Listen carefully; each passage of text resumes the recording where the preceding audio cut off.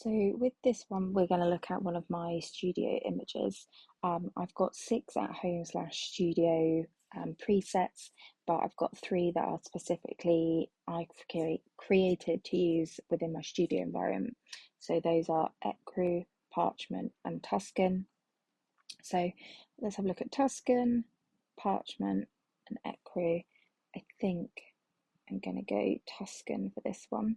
Now, up here we've got it set as just the Adobe color profile, but with these you can, once you've got the profiles installed, you can then use those as well if you like how they look. So I'm just going to use a little bit of June on here.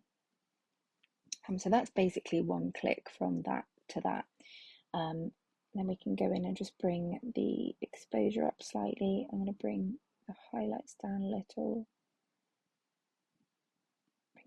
Blacks a little, drop the shadows a tiny bit, and then I'm going to just straighten. As with most of my images, I'm going to bring the bottom up on these, just helps kind of bring your eye up, and obviously there's a lot of light falling down here, so you can see if I bring that up, just takes a lot of that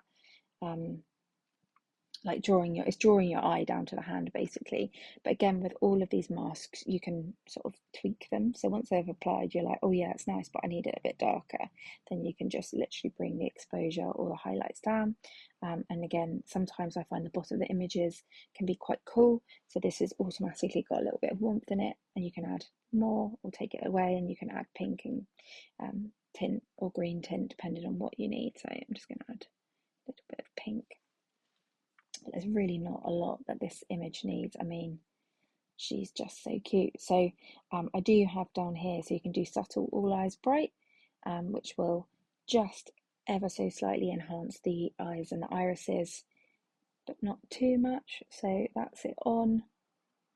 And then if I hide it off, on. So I don't want them to look like they've got glass eyes like they're dolls. So it's just ever so slightly. And then, for example, if the baby had, bad skin, she doesn't, you could apply a facial smoothing mask.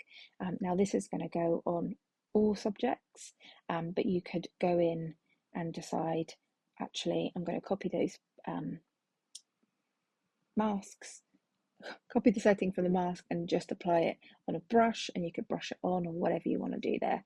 Sort of super easy to have a play around with, but I honestly don't think that needs much.